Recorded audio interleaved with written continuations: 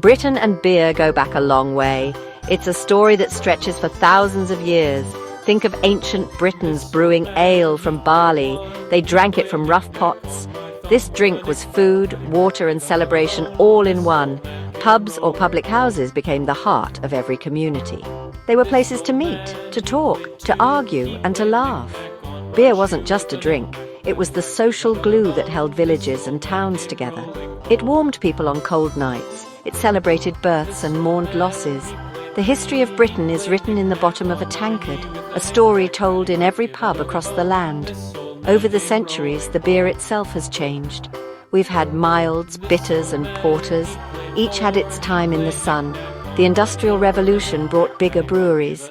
Canals and railways meant beer could travel further. This created national brands for the first time. But local tastes always remained strong. A pub in Yorkshire felt different from one in Cornwall. The beer they served was different too. This patchwork of local traditions is what makes British beer culture so rich. It's a living history, constantly evolving but always connected to its deep roots. Every pint tells a part of this long and fascinating tale. Then came the modern era. Lager arrived from Europe. It was pale, fizzy, and served cold. It was a new and exciting taste for many. The big breweries pushed it hard with clever advertising. For a while, it seemed like traditional ale might disappear. Pubs started to look the same, all chrome and plastic. But the British people loved their heritage. A campaign began to save real ale. It was a fight for flavour, for tradition, and for the soul of the British pub. This battle for the bar is a crucial chapter in our beer story. So, what is the UK's favourite pint today on this day in 2025? It's a simple question with a complicated answer. The truth is, there isn't just one. Our tastes are as diverse as the people themselves. It depends on where you are, who you're with, and even what the weather is like. This journey will take us across the country. We'll look at the big names that dominate the taps. We'll explore the local heroes and the new craft brewers. We'll listen to the stories of the people who drink the beer. Let's head to the bar and find out what the nation is really drinking. Let's get one thing straight from the start. When you look at the numbers, lager is king. It sells more than any other type of beer in the UK. Brands like Carling, Foster's and Carlsberg are everywhere. You see them on pub signs, on television adverts, and on beer mats in every corner of the country. For many people, ordering a pint simply means ordering a pint of lager. It's the default choice, the go-to drink for a night out with mates or a quiet one after work. Its crisp, clean taste is easy to drink and refreshing, especially on a warmer day. It doesn't challenge you too much, and sometimes that's exactly what you want. The story of lager's takeover is a masterclass in marketing.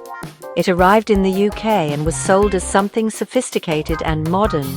It was the drink of continental Europe, the taste of holidays in the sun. Adverts showed cool, successful people enjoying a cold, golden pint. This was a world away from the old man's pub image of traditional ale. The big brewers invested millions in making their brands household names. They sponsored football teams and music festivals. They made lager the drink of the young, the fashionable, and the aspirational. And it worked brilliantly. An entire generation grew up thinking lager was the only beer worth drinking. But it's not just about marketing. The consistency of lager is a big part of its appeal. A pint of Carling in London tastes exactly the same as a pint of Carling in Glasgow.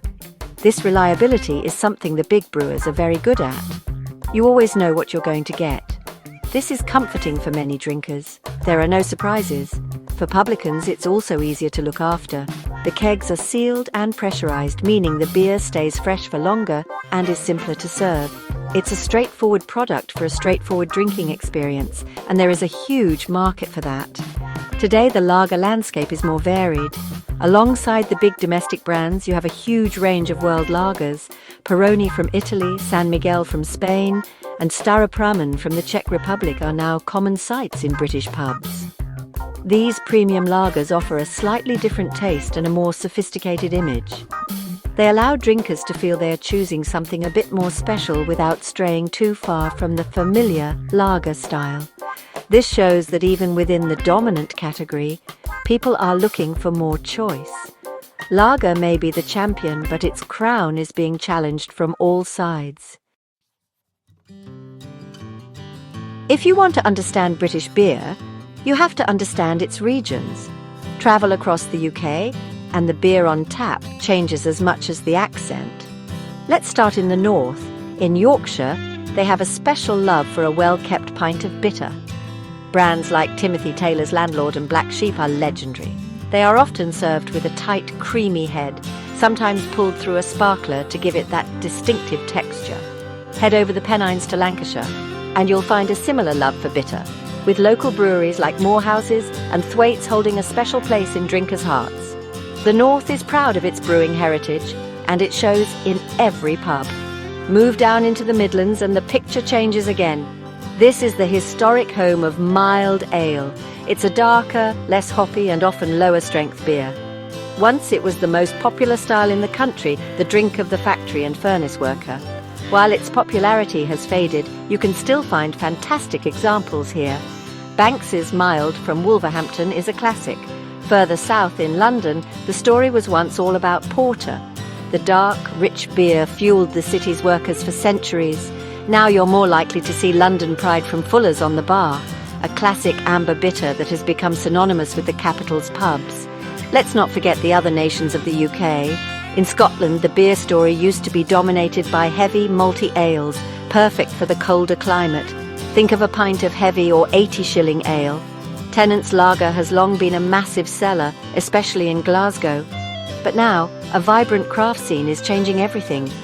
In Wales, the national drink might be Brain's SA, a golden ale that has become a symbol of Welsh pride. It's known affectionately as Skull Attack by some. It's a beer that connects people to their identity and their home, a taste of the valleys in a glass. Finally, we head to the West Country. This is cider's heartland, of course, but they brew some fantastic beer too. St Austell Brewery in Cornwall produces the incredibly popular Tribute Pale Ale, a beer that seems to capture the sunny, relaxed feel of the coast. Head to Bristol, and you'll find a city at the forefront of the craft beer movement, with breweries like Moore and Wiper and True pushing the boundaries. What this regional tour shows is that Britain doesn't have one favourite pint. It has many. Our tastes are shaped by history, industry, and a fierce sense of local pride. Despite the dominance of lager, something wonderful has been happening. Cask ale or real ale is fighting back. This is beer in its most traditional living form. It's unfiltered, unpasteurized, and undergoes a secondary fermentation right there in the pub cellar. It's a living product that needs skill and care from the publican to get it right. When it's served perfectly, at the right temperature, and with a gentle carbonation, there's nothing else like it. It has a depth of flavour and complexity that you just don't get from a keg. This is the beer that CAMRA, the Campaign for Real Ale, fought so hard to save. For a long time, cask ale was seen as old-fashioned. It was the drink of old men in flat caps, a relic from a bygone age. But a new generation has discovered its charms. They appreciate the craft and the story behind the beer. They are interested in flavour and provenance. They want to drink something that feels authentic. The revival has been led by classic bitters and golden ales. Pints like Timothy Taylor's Landlord and Sharp's Doom Bar have become huge national sellers, bridging the gap between traditional ale and the modern drinker. They offer a reliable, flavourful yet approachable entry point into the world of cask. The beauty of cask ale is its incredible variety. On any given day in a good pub, you might find a dozen different styles on the hand pulls. There could be a light, hoppy pale ale, a rich malty bitter, a dark, chocolatey stout, and maybe even a fruity, spicy seasonal brew. This variety is a huge draw for drinkers who are tired of the same old lagers. It encourages exploration and conversation. People will discuss what they're drinking, compare notes, and recommend their favourites.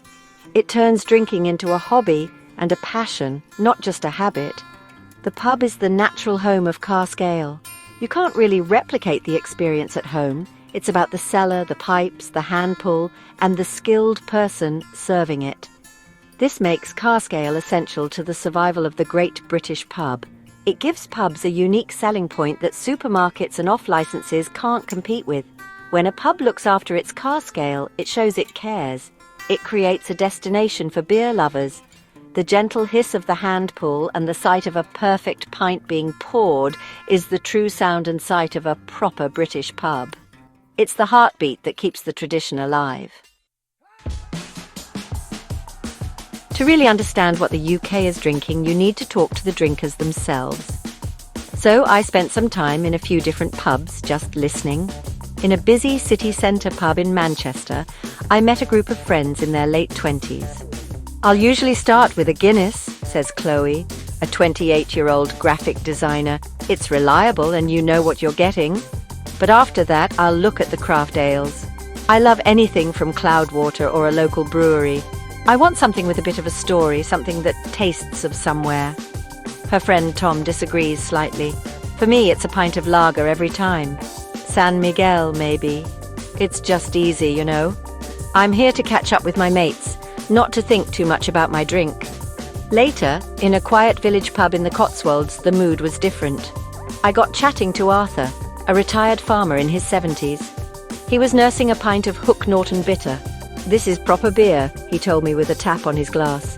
"Been drinking it for 50 years.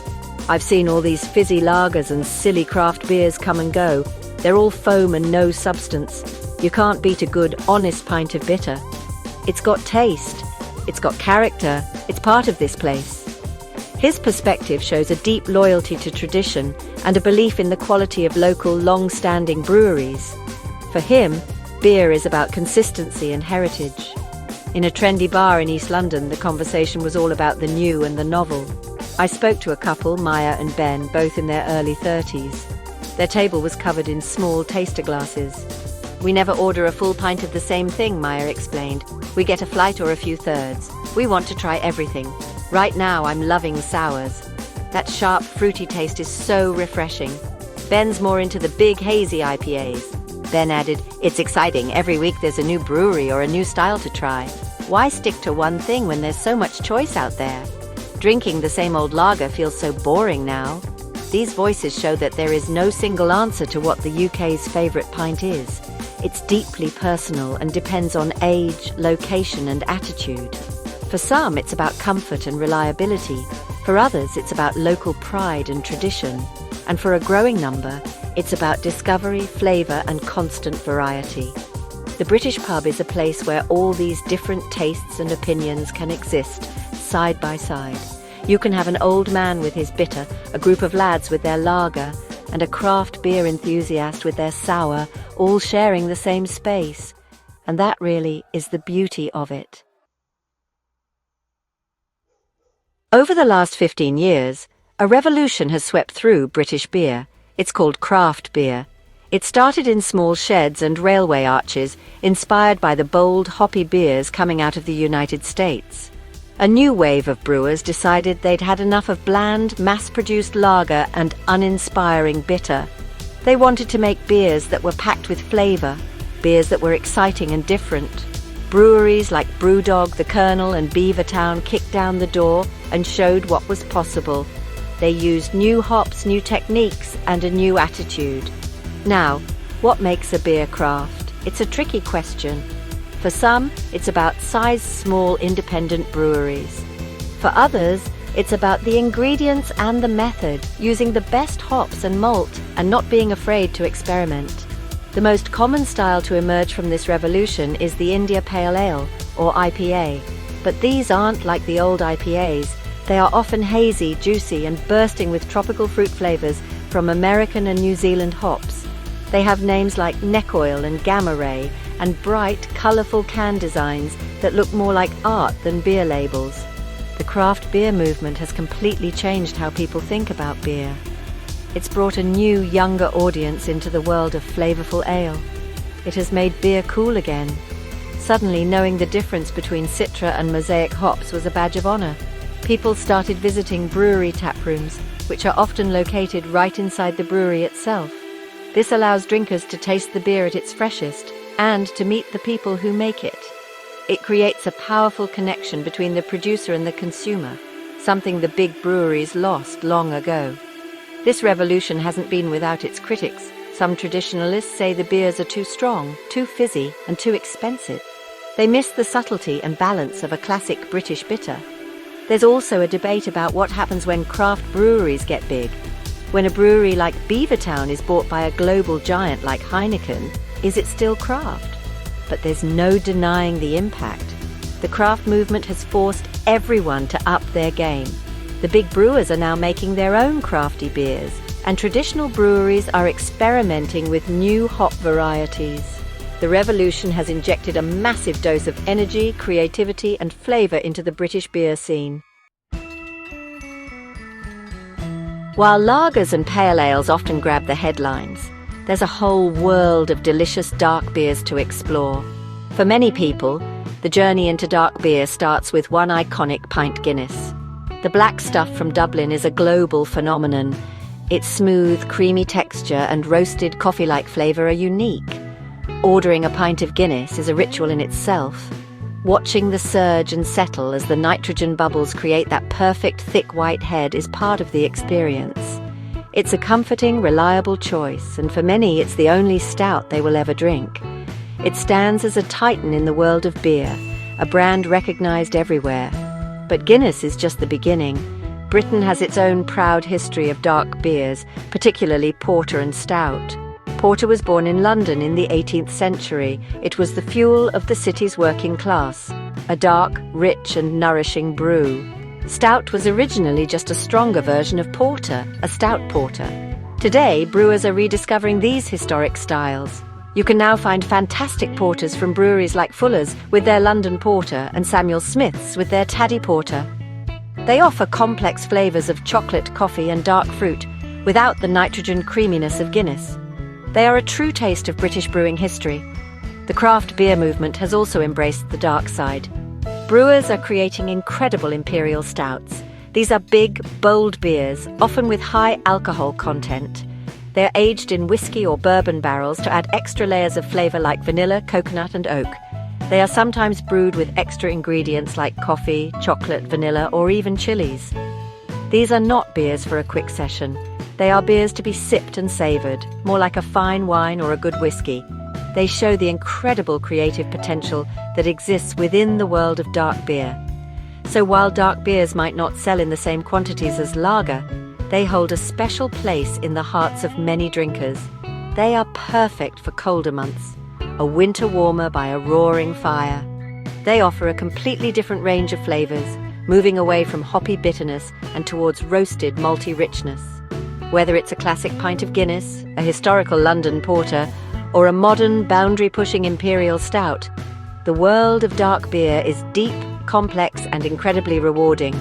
It proves that there is a beer for every mood and every season. Beer is full of amazing stories and strange facts. Let's pour out a few. Did you know that the foam on top of your beer is actually very important? It's not just for decoration. That head is formed by proteins from the malt, and it traps the aromas in the beer. When you take a sip, the bubbles burst and release those lovely smells, which is a huge part of how we taste.